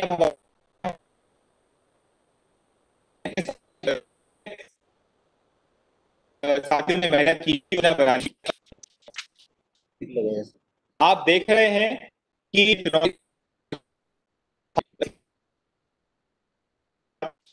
कोर्सेज लॉन्च किए आ रहे हैं, और लर्निंग आउटकम आधारित हमारी शिक्षण योजना कैसी हो, उन कोर्सेज को अब हमने 4 हमारे कोर्सेज है वो लॉन्च होंगे। 8 सितंबर को हमने सीखने के प्रतिफल, यानी कि सीखने के प्रतिफल के प्रति अगर हमारी बेहतर समझ अपने शिक्षण योजना बनाने में। 2 दिन बाद हम लोग कोर्स लॉन्च कर रहे हैं, कल हम लोग कोर्स लॉन्च कर रहे हैं, पाठ पुस्तकें शिक्षकों की मित्र। आज प्रस्तुतिकरण करने का उद्देश्य यही था कि जो हमारे नए कोर्सेज आ रहे हैं, आप इनको भी अगर आप ये कोर्स पूरा कर लेंगे, तो निश्चित तौर पे आप एक बहुत अच्छी, बहुत ही प्रभावी शिक्षण योजना तैयार कर पाएंगे। 28 सितंबर को हमारा जो नया तीसरा कोर्स लॉन्च हो रहा है, टीचर हैंडबुक, जो हमारा लर्निंग आउटकम आधारित टीचर हैंडबुक है, उसको हमें कैसे उपयोग करना है, उसमें कौन कौन सी विषय वस्तु को ध्यान में रखा गया है, इसका हमने उल्लेख किया है। और 8 अक्टूबर को हमने लेसन प्लान आप और कैसे अच्छा बना सकते हैं, इसके बारे में एक हमारा पूरा कोर्स है, ये लॉन्च हो रहा है। तो आप देख रहे हैं कि अभियान के साथ साथ हमारे नए हैं वो भी लॉन्च होते जा रहे हैं, ताकि लगातार आपको एक इनपुट मिलता रहे सीएम राइज के कोर्स करने के साथ ही। और यह कोर्स हमारे प्रत्येक शिक्षक के साथ साथ हमारे प्रत्येक CSC, BSc, DPC, APC, academic और डाइट के प्रत्येक फैकल्टी इंक्लूडिंग प्राचार्य, आप सभी को अनिवार्य है ये कोर्स करना। हमारा पहला कोर्स शुरू हो चुका है जो सीखने के प्रतिफल पे आता है। सेकेंड कोर्स है वो कल लॉन्च हो रहा है और बाकी जो डेट पे है अगले कोर्सेज हमारे ये उन डेट्स पे लॉन्च हो जाएंगे। एक तब्दील, एक संशोधन हम जो कर रहे हैं, हमने हमारे सर्कुलर में लास्ट डेट दी थी, परंतु हमारा जो लेसन प्लानिंग का जो कोर्स है वो लॉन्च हो रहा है 8 अक्टूबर को। तो आप समय सीमा की चिंता मत करिए, आप पूरे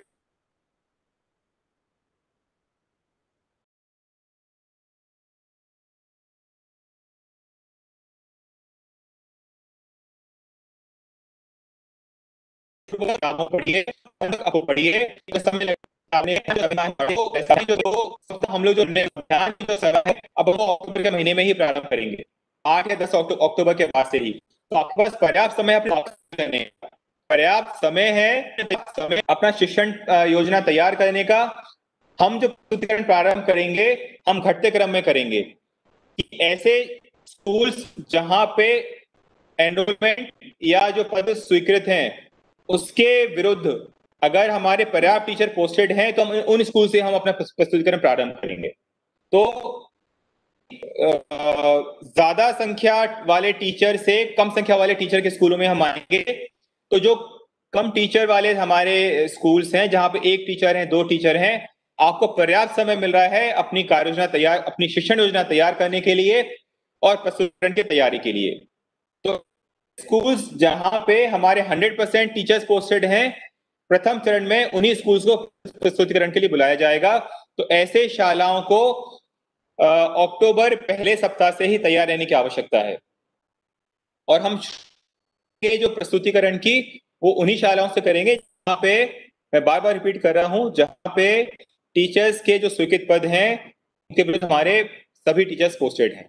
नेक्स्ट, नया कोर्स लॉन्च किया है। यह ग्राफ आपको दिखा रहा है कि पुराने हमारे जो कोर्स लॉन्च हुए थे वहां पे हमने बहुत जल्दी उन कोर्सेज को एनरोल कर लिया, पूरा कर लिया। अधिकांश जो हमारे शिक्षक साथी हैं उन्होंने शुरुआत के 2-3 दिन में ही कोर्स एनरोल करके पूरा करने का प्रयास किया था। आप देखिए हमारा जो कोर्स नंबर 5 था, कोर्स नंबर 6 था, कोर्स नंबर 7 था, आप देख रहे हैं हम अचानक पीक पे गए और अचानक नीचे आए, यानी अधिकांश हमारे जो कंप्लीशन है वो 3 से 4 दिन की अवधि में हो गया था। लेकिन हमारा जो भी हमने लॉन्च किया है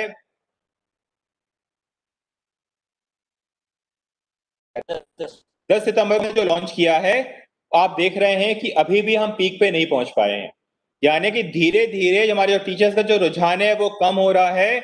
ये बहुत ही महत्वपूर्ण है। डाइट को, डीपीसी को मॉनिटर करने के लिए हमें सुनिश्चित करना पड़ेगा कि सीएम राइज पे जो हमारा प्रत्येक कोर्स लॉन्च हो रहा है, हमारे 100% टीचर्स हैं उन कोर्सेज को एनरोल करके समय सीमा में पूरा करें। तो जो ग्राफ आपको ब्राउन बिंदु से दिख रहा है वो आपको यह दिखाने की हम लोगों ने की है हमारे जो कोर्सेज हैं, जो हमारा नया कोर्स है उसको सीखने का जो रेट है वो बहुत कम है और अभी भी 1 लाख पा रहा है पुराने कोर्सेज की तुलना में, जिन टीचर्स ने इन कोर्सेज को अभी तक एनरोल नहीं किया है। तो कृपया करके हमने जो पेस मेंटेन किया है, जो मोमेंटम मेंटेन किया, जो प्रगति लाए थे, वो हम सुनिश्चित कर पाए कि हमारे सीएमएस कोर्सेज में हो। यह इस प्रस्तुतिकरण की आखिरी स्लाइड है कि हमारा विद्यालय में प्रत्येक दिन हमारे टीचर्स को फॉर्म भरने की है वो पूरी की गई थी और जिसमें टीचर्स को प्रतिदिन फॉर्म भरना था कि किस तरह की मॉनिटरिंग हो रही है, किस तरह की है, उसको मॉनिटर करें और फॉर्म भरें। आप देखें कि हरदा प्रदेश में सबसे अच्छा काम करने वाला जिला है। हरदा, फिर दतिया, फिर खरगोन, शाजापुर, छिंदवाड़ा। ये हमारे सबसे बेहतरीन प्रदर्शन करने वाले 5 जिले हैं जिनको हमने हरे रंग में दर्शाया है। इन सभी जिलों के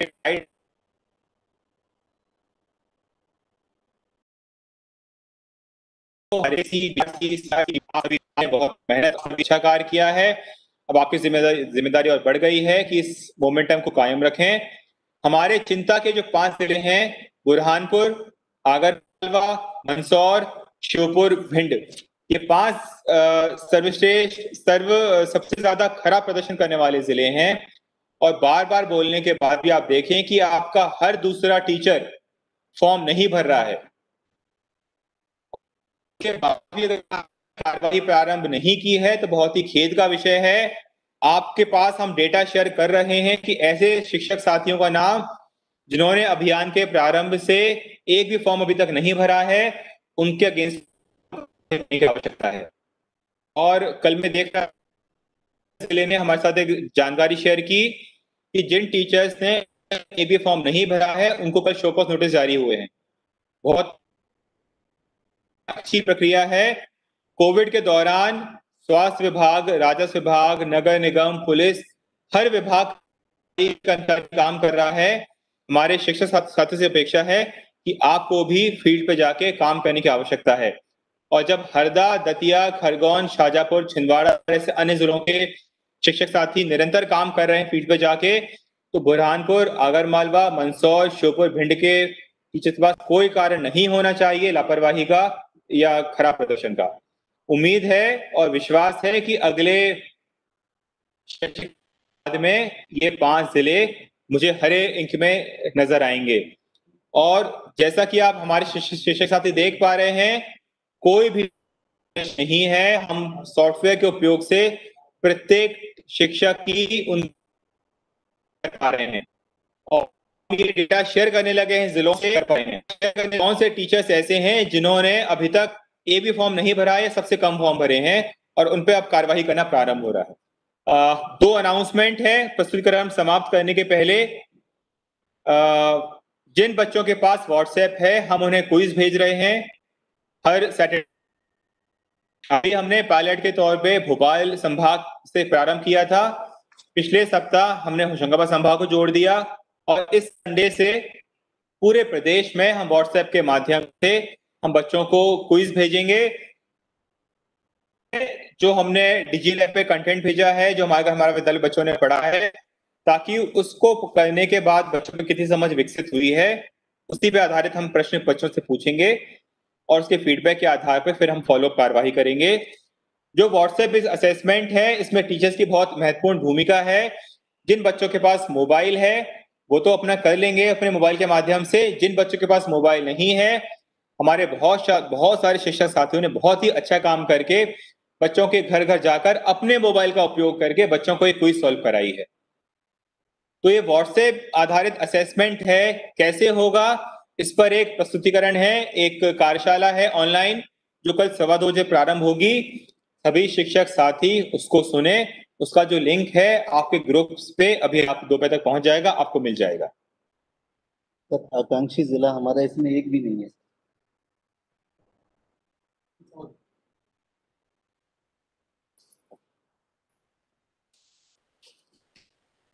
जो इम्पोर्टेंट अनाउंसमेंट है कि इस प्रस्तुतिकरण के जो दूसरी स्लाइड थी उसमें हमने आपको बताया था कि जो हमारा नेशनल अचीवमेंट में हमारे देश की स्थिति बहुत अच्छी नहीं थी और उस स्थिति बेहतर रूप से डायग्नोस समझने और उसमें सुधार करने के लिए हमारी क्या स्ट्रेटेजी होती है, इसके लिए हमने RI जो भोपाल है, जो NCERT का विंग है जहां पे हमारे विषय विशेषज्ञ कार्यरत हैं, उनके माध्यम से एक बहुत ही साइंटिफिक स्टडी, रिसर्च स्टडी तैयार की थी और उसके आधार पर ये पूरा जो अभियान है हमने इसकी रचना की है। मैं पुनः आपको दोहराना चाहूंगा कि आप उस क्लासरूम में क्या कर रहे हैं, उस कक्षा में किस तरह से बच्चों को पढ़ा रहे हैं, इसी के आधार पर हमारे है उनका जो औसत है वो नापा जा रहा है नेशनल अचीवमेंट सर्वे के माध्यम से। और 2021 में नेशनल अचीवमेंट सर्वे फिर से होगा और आप देख में सर्वे के जो प्रश्न होते हैं वो रिकॉल बेस्ड, मेमोरी बेस्ड नहीं होते हैं। यानी कि जो बच्चे अगर कोई चीज याद कर लेते हैं तो वैसे आधारित प्रश्न बिल्कुल भी नहीं पूछते हैं नैस में। बच्चों विषय वस्तु की समझ होती है उसको ध्यान में रख के ही प्रश्न पूछे जाते हैं। और 2024 में हमारा जो प्रदेश है वो पीसा, जो एक अंतरराष्ट्रीय असेसमेंट होता है जहां विषय वस्तु होती है, प्रश्न के जो तरीके होते हैं वो बिल्कुल भिन्न होते हैं।